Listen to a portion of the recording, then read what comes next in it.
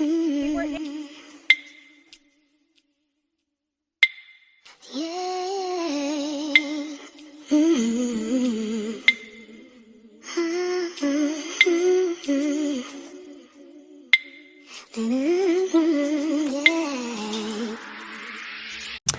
beautiful people, and welcome to the Beautè Hustle podcast, where we educate and elevate in the beauty industry, but also having real and raw conversation. I'm your host, Beauty the Brave Boss, and today, y'all, we have a very special guest in the building, the one and only Miss Sebastiana. How are you? I'm doing good. How are you? I'm doing good. You look so nervous.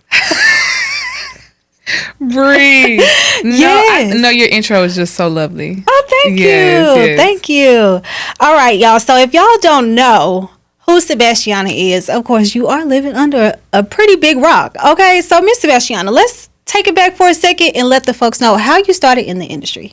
Oh, yes. Well, first off, thank you for having me. Absolutely. I feel like it's just an honor and just a pleasure to even be considered to be on a platform. And I just pray for days like this. So I'm very thankful to just even be sitting and to see like where I came from. Oh, wow. That's just such a blessing. Mm-hmm. I feel like I came from humble beginnings and, you know, of course, hair school, I feel like, but I never wanted to do hair.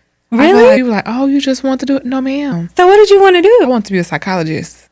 I wanted to go to school. Like, I went to school first. Yeah. And then I was like, you know what? This school thing is not working out. I'm about to go to hair school.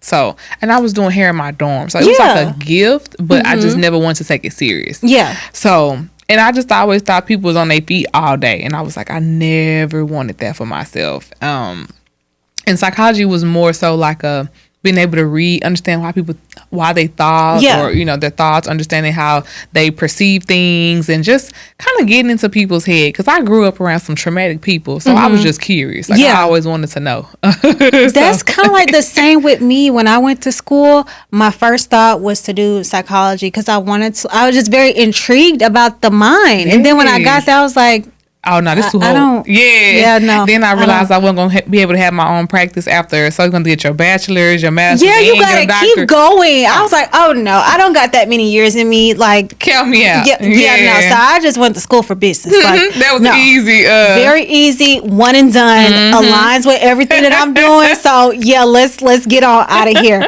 So, first of all, let me just say, I'm honored for you to be here because I've been following you since before I came to Dallas, and you were in Cedar Hill, I believe, in the suite or whatever. But now, baby, you got your own. You got your own. So let's tell the folks how you went from the suite to the Lay Studios to now having your own, and what was that journey like?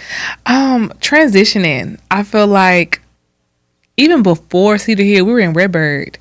Yes, and I think a lot of people remember. Larry. You know, people remember us at Redbird at Real Hair. So Real Hair was like Real Hair was letting us know, okay, y'all are talented. You got, you know, people love you. Girls like you could really do this. And I really, really shout out to Larry. Y'all did. Thank Larry for we love Larry. Just always being a supporter. Like no matter, and it really at the time we probably wasn't even that good. I think he just hyped us up. So when you know somebody hyping you up, you kind of get that confidence that you can do this. And start being able to be faster. Like that time thing, like speedy. It was just knowing that we could take that many clients a day. That was like that first rush of a clientele outside of hair school. So, and like I said, I went to Paul Mitchell. So Paul Mitchell was a good start, especially I knew I wanted to color. Now, that was something I did want to like separate myself. I just wanted to color. I was like, I wasn't into weaves at the time. I was just really on natural hair and I was just coloring.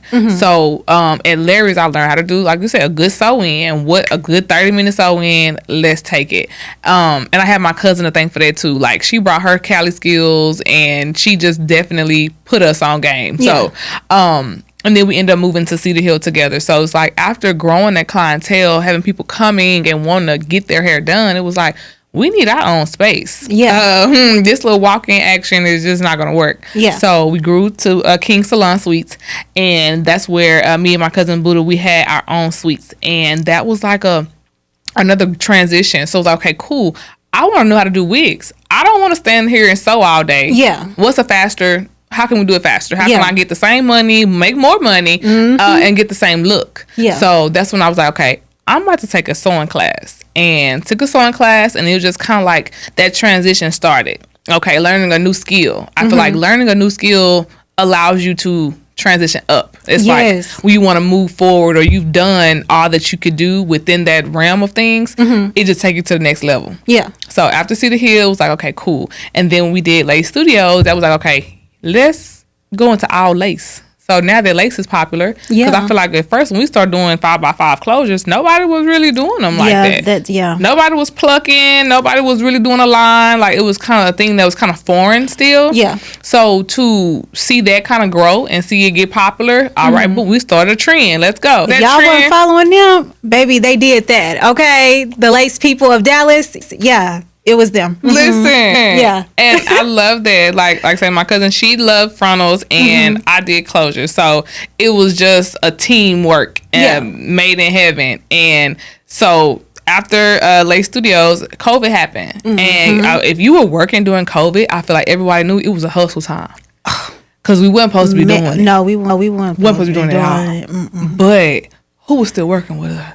It was like, okay, I ain't got nothing. You ain't got nothing. Put your mask on. Put your mask on. Come get your hair done. Like, I'm not mad at you. Who am I to fight? We don't even know what we fighting for. They were sliding in the DM. Like, okay. And we had to put the paper up on the outside of the salon windows. So they wouldn't see. Oh, yeah. Wow. They had called the TDLR? Oh, no, the state. They called the city. So the city of Dallas came by. Oh, my gosh. And was checking, making sure that the operations were not still running. So it was, we had people going out the back door. Like, we was really, really thugging. But we survived. So, like, if you survive COVID, man, you really one of those girls, you love getting your hair done. Yeah. So, but after COVID, I kind of realized, okay, I need another transition. And I think I'm one of the people, I got a little OCD or just ADHD where I got to move around. Yeah. I don't think I'm one of the people that can do something for 30, 40 years too long. That's just not my style. So after the lace, I was like, okay, I just want to color wigs. I stopped doing hair. I literally was just making wigs and selling them. So it was like, if we can't really, we getting in trouble and all that, let's just make the wigs. So this was still during COVID. Okay. And I found a loft. So I turned a studio loft into a salon. So I had 2 chairs. I literally installed a shampoo bowl in the living room through the kitchen. Yeah. My kitchen is full of wigs. Like, I took the cabinets off the doors, and it's nothing but wigs.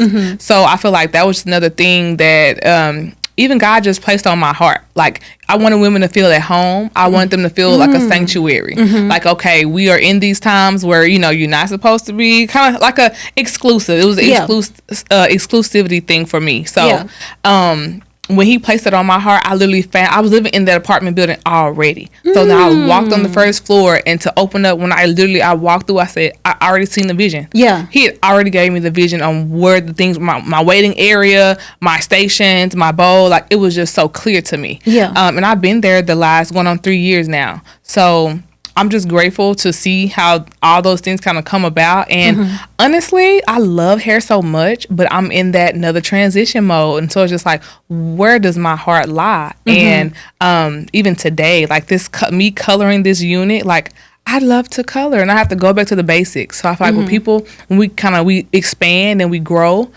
having to keep that focus on why did you start, your why. Yeah, your why, yeah. And my why was definitely letting Black women know that they can have blonde hair. And can work it. And can work it. It is not, blonde hair is not for a specific genre. It's not for a specific nationality. No, it's for everyone. It's a color. It's on a color wheel, just like every other color. So, and I think I was a part of that, where I seen a lot of Black women in the hair, in hair school, get turned away, and where there was only Caucasian women getting the highlights and getting blonded hair. Yeah. There was less than 3 or 4% of African American women getting their hair colored, getting their hair bleached because of a myth or a stereotype that they could not wear that. And I wanted to be a part of that change. And so I'm going back to that, to just where providing wig hair color for blonde, just solely blonde hair. But then, another thing is, especially because I also went to Paul Mitchell, and I went to Paul Mitchell to learn how to color, because they were they're the best at color. You know what I'm saying? But another problem is that because of the myth, and also that they don't educate African American women on how to care for their hair with the color in it, because it's not like, other textures. You know what I'm saying? And because they don't teach us that, they don't even teach us that in school with us. I don't know about you, but while I was in school, yes, we're doing the color how we're supposed to do it, but they're giving us the same hair care steps as another ethnicity with finer hair, and it's like, no, that's not working. You know what I'm saying? Our texture is different. So that's probably another reason why African American women, kind of stay away from color. And I think, you know what? After, I think I graduated like 2015, 2016, and probably like 2018, 2019, you see them releasing like a color line. So I definitely, even in the cosmetology books, you see natural hair having a place, having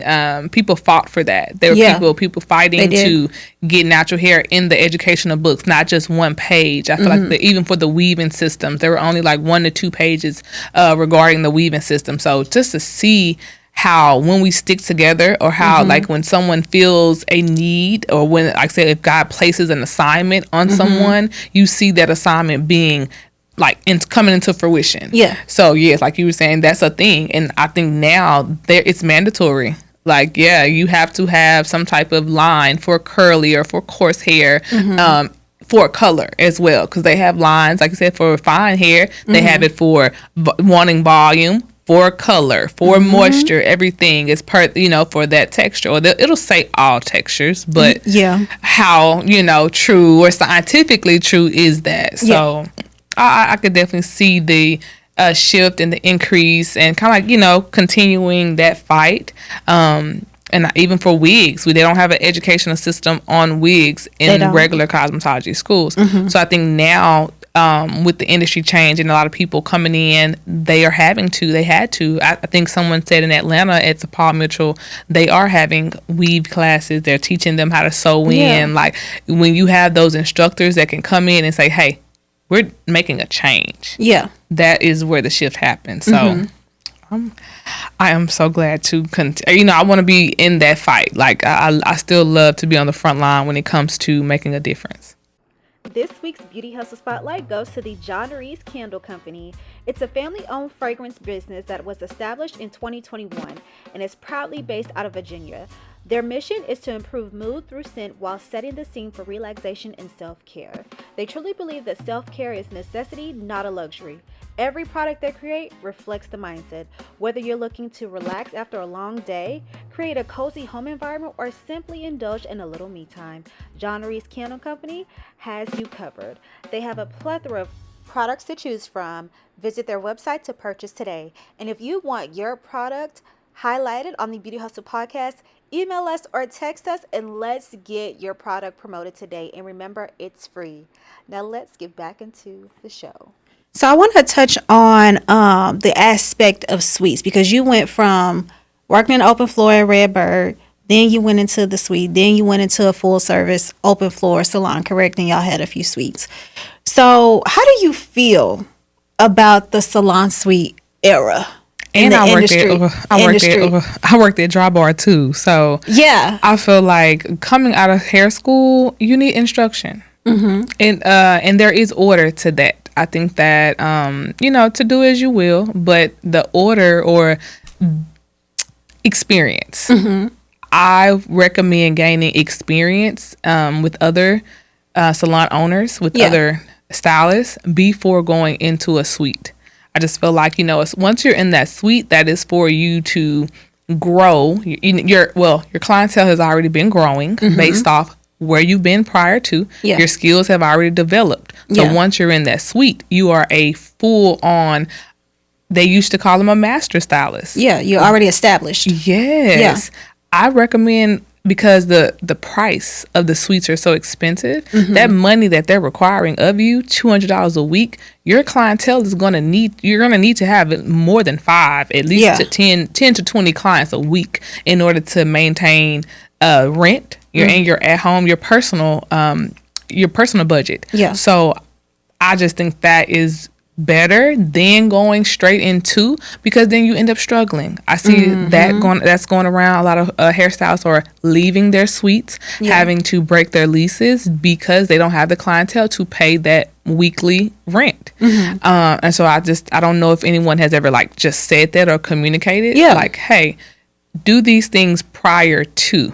And then go into that, and then you'll feel more confident. I feel like when we went into a suite, we had a full clientele already. So it was about making room for that already growing clientele. I wasn't sitting in my suite waiting on someone to come. I think I see a lot of women now, they only go, it's by appointment only. That's totally great, but what if the appointments don't come? What if there's someone that you could take a walk in? If you're fresh out of cosmetology school, walk-ins should be the thing.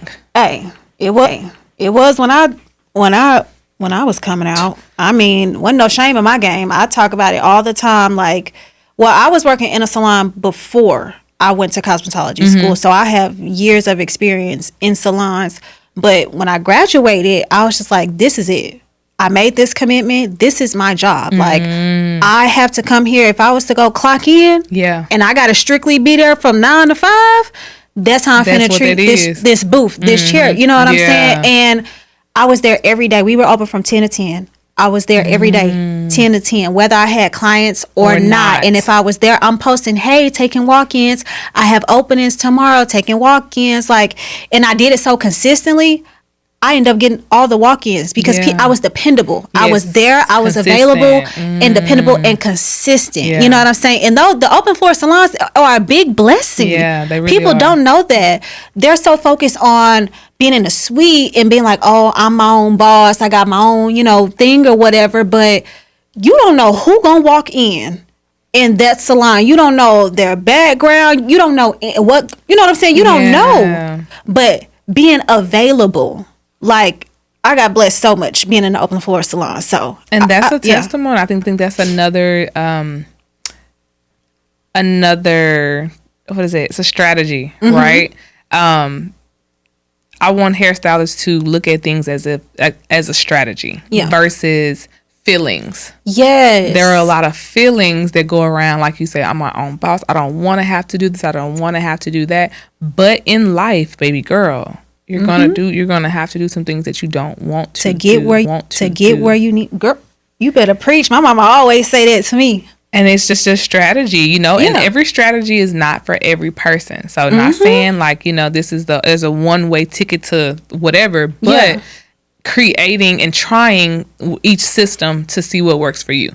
I remember I did a program in Arlington. There was a company, and they basically helped you grow your business. I literally had to write out in my phone, because I'm pretty sure everyone has over 100 numbers in their phone. Pick out at least 20, 25. I wrote it down, wrote their names on the side, their numbers, did a cold calling list every day to call and just say, hey, leave a voicemail. Hey, my name is such and such. I'm offering these services. I'm located at this. After that, we went to the grocery store. They would take us to the grocery stores, take us to the neighboring beauty supplies to go in and pass out our card and to talk to people and to just start being able to walk up to someone and introduce yourself. That was very uncomfortable. Very like weird to me.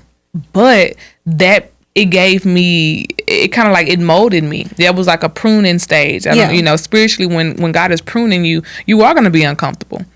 But my career that I chose required me to use my mouth. It required me to introduce myself and to be confident in what I was saying. So let be in those growing stages, it's easier to be uncomfortable. Whether me being already in a suite and then I'm out here begging, that's when it gets ugly. Cause then you miss you miss those steps, you miss the pruning stages. So now you in the stage where you desperate. And I see a lot of desperation. When you're in that desperation space, that's when it's like you're angry. You kind of irritable. So when someone doesn't show up on time, if they don't miss your grace period, or they late, that's when the attitude comes, and that's when it's like iffy, and you see a lot of backlash against the customers. So just with stylists, like, if you're in a space of like irritability, in a space of discomfort, do a self-evaluation. Go back to the drawing board. Yeah. What are some things that you could have implemented during your journey that you may or may not implement? Mm-hmm. And I just think that'll be a good way to diagnose the problem. Like if you go to a doctor and you want to diagnose a symptom, it's like, okay, I've been having this problem for a little minute. I don't really know what it means, but let's see. And the doctor have to ask you, well, have you did this? How long has this been going on? How long? Yeah. And just diagnosing it, and then you're able to have a better outcome, and then a formula for what you can do going forward. Yeah. I totally agree. And what I believe is that I say this a lot. There's two reasons that all of this is going on in the industry. One of them is because they passed a law that you don't have to have a license to do wigs. And now, as of 6 months ago, now you don't have to have a license to do any type of extensions, which is like wefted, micro links, K-tips. That's in the state of Texas. Oh, wow. Yeah, I'd be on it. Yeah. So with that, a lot of people that do hair, because there is a difference between a hairstylist and someone that just does hair. There is a difference, okay? And a lot of people that do hair, they've missed the steps, that we've taken and being humble. They're just simply operating out of their ego and entitlement. That's it. And they're solely dependent on that to get them through their journey. So then, like you said, when stuff doesn't go their way, they're sitting in that irritation stage, but yet not humble enough to come to someone like you and ask for help, ask for guidance, ask for a mentorship so that they don't even have to deal with that. You know what I'm saying? Yeah. And I think that even with classes, so now, right, you don't have to have a license to be an educator. It is absurd. When I heard that, I was like, what? Yeah. So to color nothing? Braid Boss University next virtual class is coming up. If you are a beginner braider struggling with your hand posture and correction and wanting to get your speed up, this is the class for you. I am correcting everything that you're doing wrong to do everything right to make your services more quick and efficient, and it all starts with the hand movement. Head over to eventbrite.com to purchase your ticket today. And remember, Braid Boss University has other classes. We have hands-on classes, virtual classes, free tutorials on YouTube. Everything that a braider needs, Braid Boss University is the school for you. Look in the description box below to get more info about our upcoming schedule. Now, let's get back into the show. You don't need to put that there. That is absurd. And it's like, okay, cool. Pass the law, granted. But the reality of things, right? So once we're going through that in society. Yeah. Because people don't want to do the long haul. Totally understandable. But let's see what happens, right? So what happens is when you have an education program, you're an educator, and maybe you only been an educator for a year, 6 months. What is what are your students really learning from you? Yeah.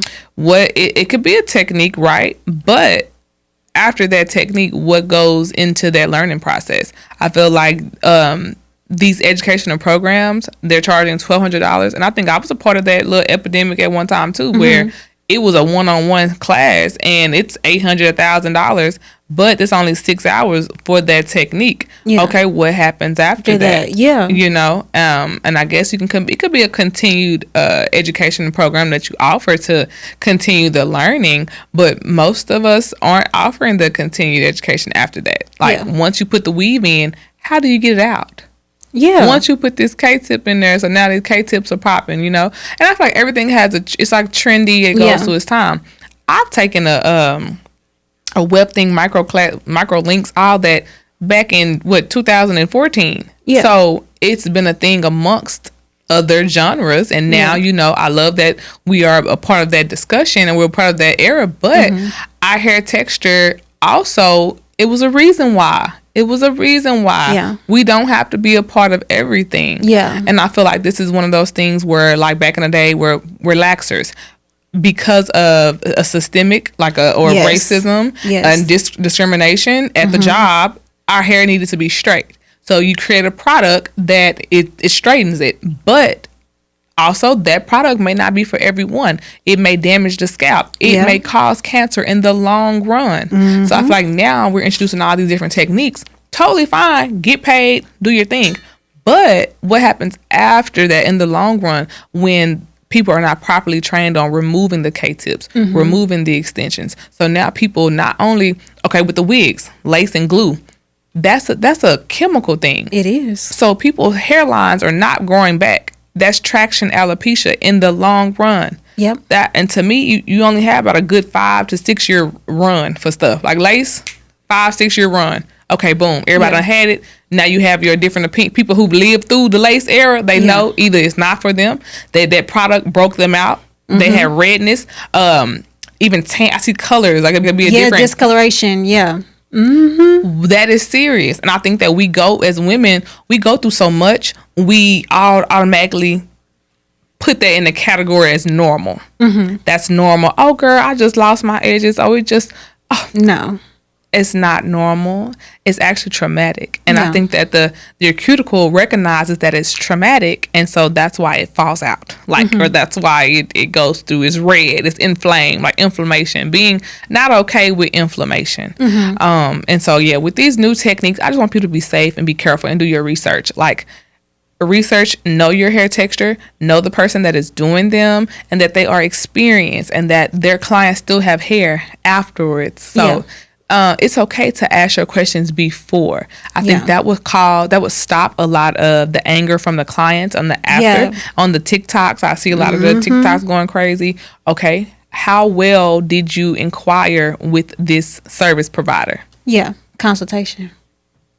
It's okay for you to require one from that person, and if that service provider does not provide it, that may not be the person for you. That's not the one for you. I want people to be confident and on both sides, to where the client can say, hey, this is not the stylist for me. She doesn't offer XYZ. She doesn't offer those things, so I'm not gonna go. Versus knowing that they don't offer it and still continuing to go and then get mad. So that's for the client. For the stylist, being able to say that the client is not for you. If they don't want to fill out your forms, if they don't want to pay your deposit, if they don't want to come in beforehand, that's not your customer. Being able to say, hey, you're not my customer, and that's okay. It's okay. You have people that are going to pay you. They're going to do those things. So I think we as women are being comfortable setting our boundaries. Yes. I think sometimes we have to be in a space of not setting boundaries or just accepting anything. And I know money and desperation will do that. Yeah. I've been there. Where I know I got to make this a certain amount of money by this date. So I'm taking anybody. I'm taking anything. But you get anything. Yeah. I've got my worst clients during a desperation season. And during that desperation season, I feel like I've learned so much, but that allowed me to make my rules. So you can, and even with our booking sites, ladies. Oh Lord, let's talk about the booking sites. Educate the folks. Listen, they cute. Yeah, they so cute. But even I don't want to yell there. Yeah, stop yelling at folks. Like when I go, oh my God. Go book my wax lady. I don't want her yelling at me. I want her to be real nice. Rules you can set the standard without being aggressive. Absolutely. Repetitive. And just really having structure to your business. I see a lot of copying and pasting. Yeah. I see a lot of you buy it on Etsy, you put it on your booking on your Acuity site, and then you done. You allowing somebody else's rules and how they run their business to be a part of yours when you had not thought about yours yet. So that's what that pruning stage allows you to create your own rules.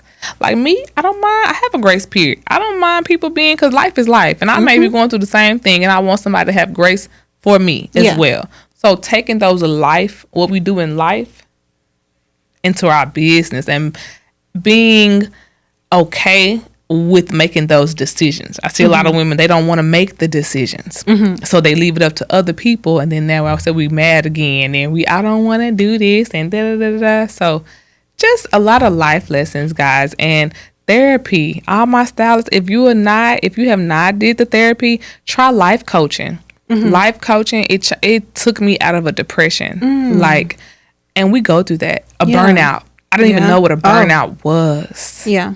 Burnouts are serious. And if you're knowing that you used to love something and you would do it without, I knew it was my passion because I could do it for free. Yeah.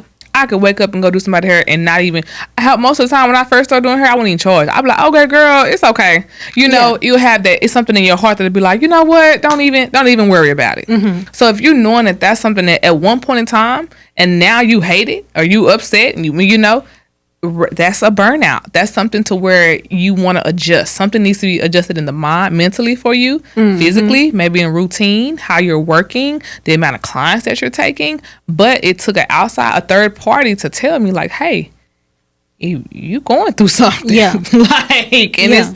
It's okay that you're going through it. Be able to feel it and work through it versus feeling it and want to quit. Because I do that. I know my spirit animal is, baby, I walk off real fast. I quit anything. I'll quit. I don't care. So just being able to seek help, get that help, and then let's grow into better women. And I would love to see the beauty industry right now grow into healthy individuals, like healthy stylists. Like, what does it look like to be a healthy stylist? Yeah. I think we don't really have a good picture of what that looks like. Yeah. And then if it is healthy, then people consider it like strict. I get a lot of people say I'm strict. Yeah. I'm like, I just don't play that. Why? Period. I've been through too much. Yeah. To play. But now, okay, cool. I still want to be fun. Still want to be, whatever. So it's time to do more panels and talking and podcasts like this just to get the personality out there too. So period. And they gonna see it. So going back to what you said about going through things, when we spoke, you revealed to me that you actually had an internal illness. Do you still have it? Okay, so let's tell the folks about that and how have you navigated that, being behind the chair? Like, I know it's unexpected when it hits your body, the aches, the pains, all of that. So how do you deal with that behind the chair? Well, I think that contributed to my transition too. As to when I knew it was time to transition. Okay. And so all my clients, I'm one of those stylists that advocate to go see a dermatologist. If you're having any abnormal things with your scalp, I had a bald spot one day and I didn't know where it came. I had some braids, so I assumed that it was braids. I'm like, okay, cool. My braids was too tight. Okay, friend. I had to call my friend, you can't be braiding it tight. Yeah. And she like, friend, I didn't even braid your hair tight. Da, da, da. So I'm like, okay, well, just let it grow back. Couple months went by. There's another spot. There's another just a random bald spot. And I was like, okay, this is not normal. And I ain't had no braids, so I don't even got nobody to blame it on. Went to the dermatologist, and this dermatologist, he's seen it so often to where he was like, oh, I already know what that is. He was like, it's lupus. Yeah. And when he did a biopsy on the spot, and sure enough, it came back that it was lupus. And lupus affects literally one in 3 women. Wow. That's how common it is in African American women. Yeah. And it's an autoimmune disease, and it affects the blood. So when you're in the blood, and this one is discoid. So discoid lupus, it affects the skin. So I can't really be in the sun too long. Okay. UV rays, certain things like that, it just affects the skin. And sometimes you'll see women have butterfly rashes on their face. Or just little spots, little random things like that. So with my scalp. So I think that's where me being able to experience or go through what other women real life go through their whole lives of not having hair, not being able to grow hair. Because when you have lupus, it's a permanent thing. Once you lose their hair, it's a permanent thing. So there's technically no regrow process. So it's being wigs to me allowed safety. Like a safety net. Yeah. Okay, cool. You lose all your hair, at least you know how to put, you ain't gonna look I ain't gonna look like nothing. I'm gonna still look like something. Period. If I didn't have no hair, we wasn't gonna So I think I made it a mission, and to support other women. And like I said, even with cancer, we see women, it's just, it comes out at one time. That process is so traumatic. I feel like that breaks a woman. It's like you taking away her womanhood. Yeah. That's like castrate for a woman. It's like castration almost, telling a woman that she's not going to be able to grow her hair back. So I think that's what helped me with my transition, and working and everything. And I think even now, we were talking about trichology. It brought me into a space of trichology, and the study of scalp like of the scalp and the follicles, like that is a serious thing. Yeah. And so a lot of women, I want to encourage them, if you are having those issues, go and get your panels tested. Go and get every test that you can. Go get your thyroid. Go and get just blood work. Get everything that you can get to make sure that you're okay. Because that one, if I would have ignored that, I can't imagine the sickness or like the continuation that I would have went into. Yeah. And the fatigue that followed. Yeah. So I think with hairstyling, we think it's normal, that it's natural. Okay, we working. Oh girl, I'm tired. Da, da, da. No, fatigue could be you're deficient in your vitamins or in your minerals. And so that was another thing too. I was deficient in my vitamin D. And a lot of us, I think after that, I told a lot of people, and they was like, girl, that's what it was. Yeah. That can cause depression and hair loss. Being deficient in vitamin B and vitamin D and iron. Okay, we laugh about chewing ice and stuff, but do you know after a longer period of time of having iron, that's going to give you more exposure to type 2 diabetes. Who wants to have diabetes at 30, 40 something years old? Right. You know, and I think we make it so normal again. With our parents, we see it. With our grandparents, it just becomes a thing. And we just like, oh, okay, I have it. But it's not normal. And it's not something to want to stick with. So I made it my passion to change. Like I had to change my diet. I had to change my lifestyle. Like I said, I can't drink. I be drinking, but I can't be kidding with, jiggy with everybody else because that may affect my lifespan. Yeah. And I want to be able to live on this earth and do what I came to do, my purpose, live out my purpose for a long time, not just for a little time, for a long time. Yeah. So I would just say having lupus definitely opened up it gave me another assignment. So come on, assignment.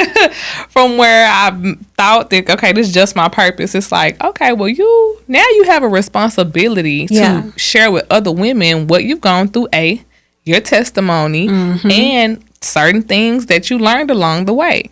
And also being able to you may be a part of a healing thing. You don't know. He was like, you may create something that could heal. They said it it's not possible, but I'm a believer that, with the Holy Spirit, everything is possible. The supernatural. Yeah. So I think that's my journey now. And I know a lot of people don't see me posting a lot as much or just hair. You probably won't. Yeah. You probably won't. I'm in a transition where I need to go to the lab. I'm in that creative and that innovative thing, and we have so much AI now, and where a lot of diseases are becoming, where you can cure them, you can heal them. I've seen so much, and so I feel like I'm on my way to being able to say I no longer have lupus. Wow. That's my journey. Baby, I'm inspired, honey. Okay, because y'all looking at somebody who has an illness, and look how she looks. She don't look like what she been through. Okay, amen. This was a great conversation. I had so much fun. Thank you so much for having me. Yes, and thank you for coming to educate the folks. Baby, when I say professional, it's giving professional for real, okay? I'm so excited to see what God got for you. So tell the folks what you got coming up next. What's new? Okay. Like you say, yeah, because we're not going to cry. I'm glad we only had this short amount of time. Because it happens here. Y'all seen the episodes. Yes. And I was just like, I'm not going to do that today, y'all. I'm not. I just got my hair done. We're going to But it's okay.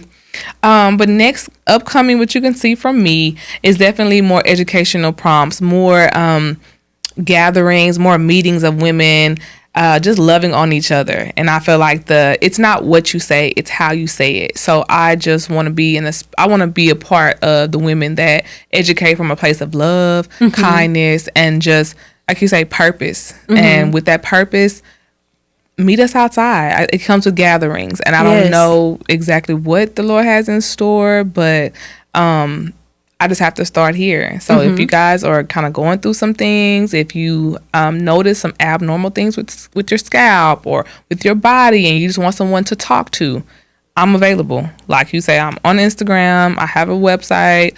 I do coaching. I had a free coaching also. So free coaching, and then just, like I said, it's where the psychology comes in. Just needing someone to talk to. I'm here.